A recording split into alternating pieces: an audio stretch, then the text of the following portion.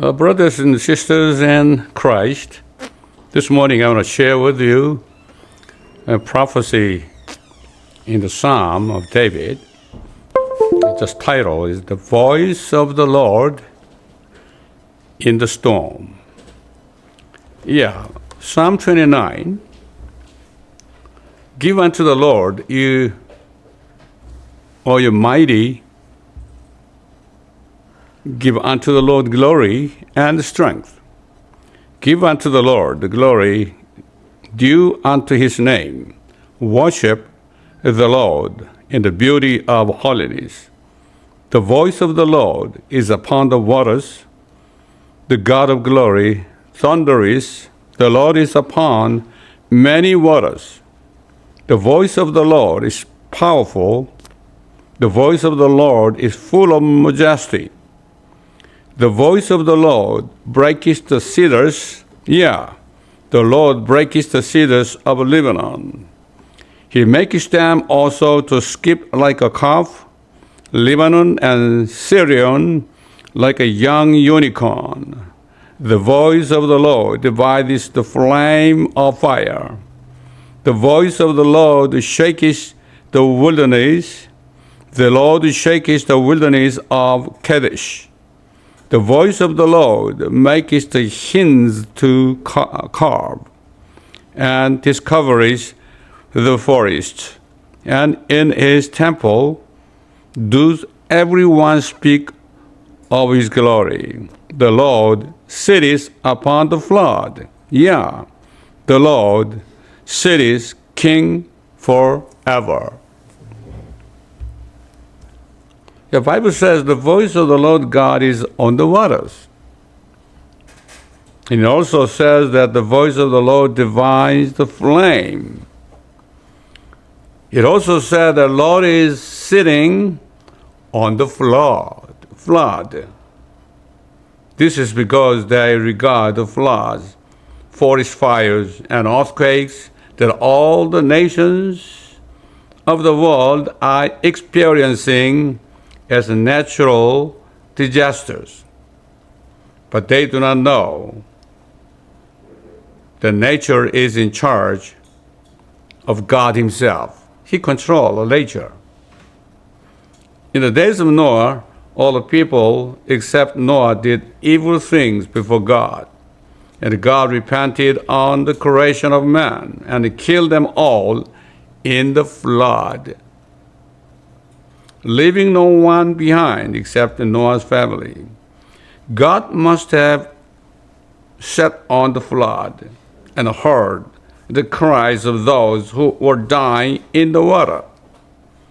And he was saddened. In addition, when he judged the Sodom and Gomorrah with fire and brimstone, he must have seen the miserable sin in the flames and was saddened too. The Apostle Peter testified by reminding the generation that was judged in the flood and the flames. 2 Peter 2, 5-9. And spared not the old world, but saved Noah, the eighth person, a preacher of righteousness, bringing in the flood upon the world of the ungodly, and turning the city of Sodom and Gomorrah into ashes, condemned them with an overthrow, making them an example unto those that after should live ungodly, and delivered just Lot, vexed with the filthy conversation of the wicked. For the righteous man dwelling among them, in seeing and hearing, vexed his righteous soul from day to day with their unlawful deeds. The Lord knows how to deliver the godly out of temptations, and to reserve the unjust unto the day of judgment to be punished. God uses, nature in its rule over the Israelites. Deuteronomy chapter 11, 13 to 17, Moses testifies like this, saying, "And it shall come to pass, if you shall hearken diligently unto my commandments, which I command you this day, to love the Lord your God, and to serve him with all your heart and with all your soul, that I will give you the rain of your land in his due season." Now big flood.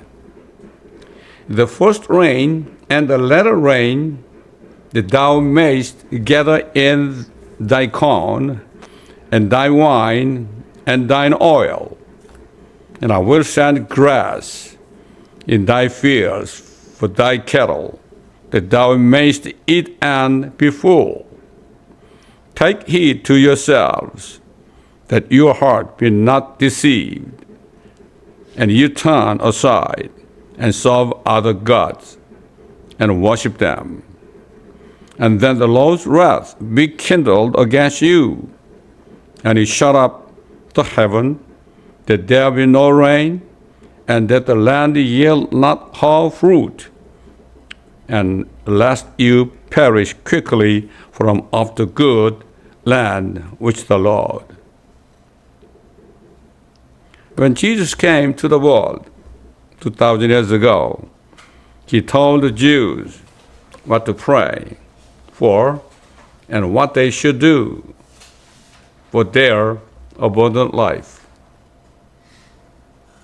Matthew 6, 9, and 10, and 33, "After this manner therefore pray ye, Our Father which art in heaven, hallowed be thy name. Thy kingdom come, thy will be done in earth as it is in heaven.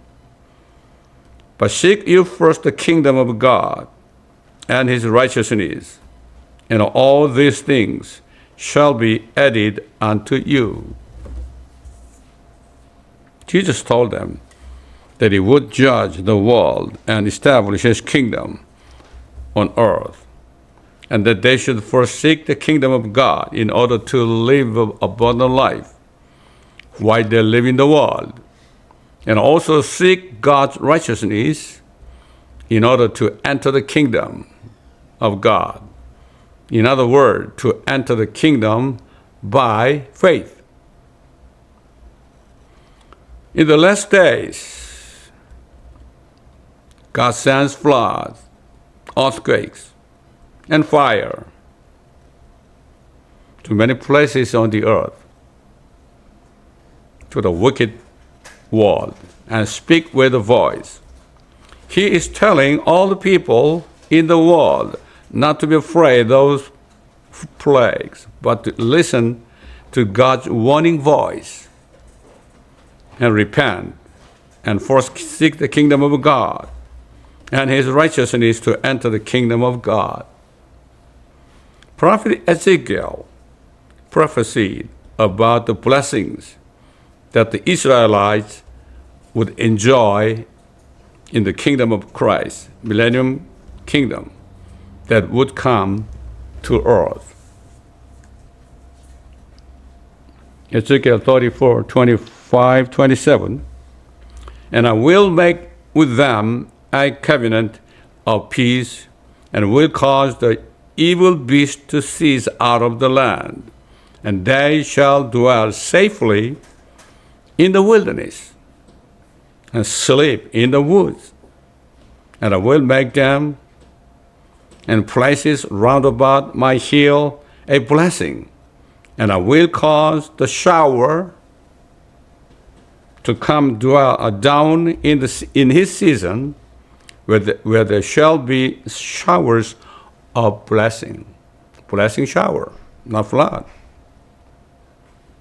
And the tree of the field shall yield her fruit, and the earth shall yield her increase, and they shall be safe in their land, and shall know that I am the Lord, when I have broken the bands of their yoke, and deliver them out of the land of those that served themselves of them.